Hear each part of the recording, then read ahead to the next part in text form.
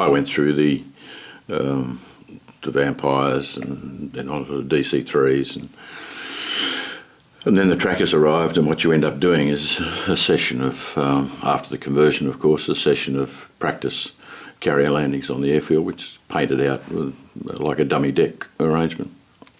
And you do a number of those until using the mirror for practice, until they think you're good enough to go out to the ship, and you go and do some qualifications during the day on the ship.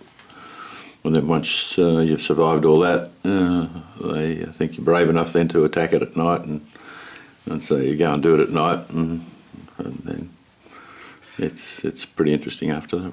The fact that somebody's certified you good enough to go to the ship, so you have to remember that somebody's probably got more faith in you than you think you've got in yourself.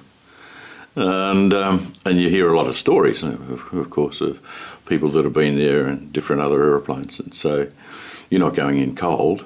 But nevertheless, it's the first arrest is pretty interesting, and the tracker was wonderful because it had a fair bit of engine response, and you actually do touch and goes. We were doing touch and goes on the carrier. The Melbourne was only about 710 feet long, and the angle was about 300 and something feet, and so you'd actually do touch and goes with the hook up, and then when they thought that you were consistent enough, they'd call you for hook down, and that was when everything ceased. A bit like Venus Williams and those people when they're playing tennis and they clutch up. It's a very similar sort of thing. When they say hook down, you say, oh my goodness, here we go. Our catapult, it was a steam catapult, which is, you have a number of interlocks in the system, and takes you onto the catapult. They'll then hook up the nose and tension you up. And there's a holdback system whereby they have a shear pin at the back of the aeroplane, or a knuckle is probably the best description for that. And then they'll tension you to a degree on the catapult. When the flight deck officer's happy and you're happy that you've got everything checked inside, he'll wind you up and you'll be sitting there on the cat with full power on. And there's still not enough energy there to break the knuckle down the back. And then when you're happy with you've got full power on, you'll salute him and say everything's right. He'll then watch the ship as it pitches, looking probably for the stern of the ship to peak, and then as it starts to fall, he'll then hit the flag on the deck. And there's probably about 1.5 to 2.5 seconds while all the interlocks work. By that time, the stern of the ship is down, which means the bow of the ship's up, and then the steam catapult releases, which breaks the knuckle, and the catapult run was about 110 feet, and we'd accelerate from standing to about 95 knots, something like that, 100 knots in 110 feet. Not forgetting, of course, that the ship is maybe doing 15 knots anyway, and you could have another 15 knots of natural wind, so you may have 30 knots of wind over the deck, and that was the key thing that we would look for. We would look for the effective wind over the deck. And of course, we came in at 92 knots to land, and so if you had the best part of 40 knots over the deck, the actual ground speed was, let's say, 50 knots or something. It was reasonably gentle.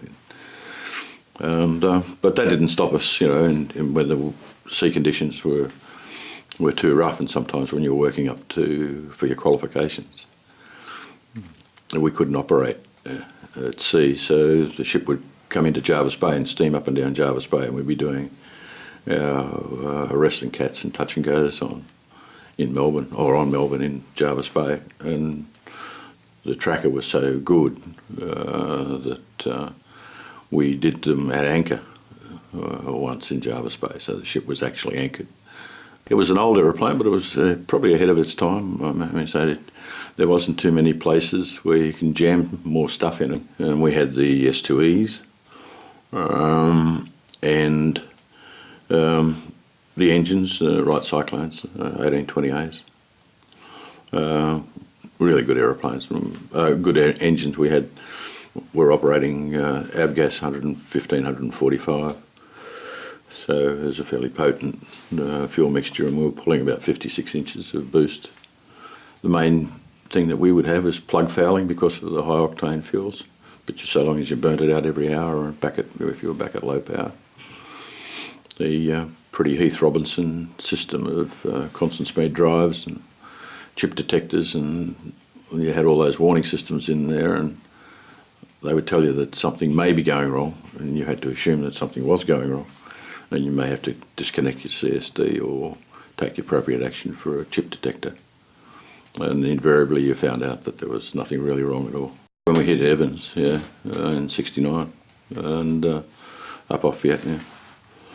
And we had one aeroplane that was airborne, and it was in the middle of the night, and I was asleep. And you just have these emergency stations, pipe that goes out, and the announcement, and you don't know whether it's for exercise but normally they would say for exercise, but everyone sort of was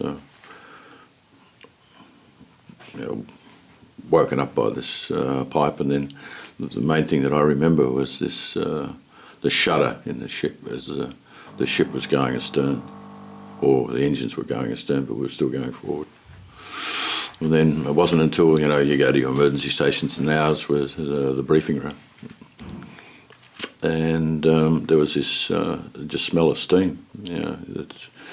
Early morning, still not sunrise. So it was about 3 o'clock in the morning, something like that, and just the smell of steam. And it wasn't until you're in the briefing room, and then when everything settled down, they told us what had happened. But we were pretty lucky. I mean, the captain did a really good job in picking up the relative movement of the American destroyer, which made a mistake. And had he not done that, and had he not had the ship going, or the engines going astern, it could have been that the American destroyer would have gone in the side of Melbourne, and that would have been really nasty stuff. So you probably would have lost 2 ships. The front of the Evans went down in about 3.5 minutes, something like that. And there was 72 or 74 people lost on that, all American sailors. When the carrier was sold in '82, we did a lot of work up around Broome, up around Ashmore Reef and things like that, for the Taiwanese fishing boats. But like day and night all weather, 6 hours, 4.5 hours was the average sortie, but sometimes they push you out to 6. Somebody had it airborne, I think, for about 8.5 hours. That's about the longest I've heard of one being airborne. But yeah, you can suck it right back, and it was all that weight was about 29,150 pounds, so 14 tonne of aeroplane. So it's a big aeroplane.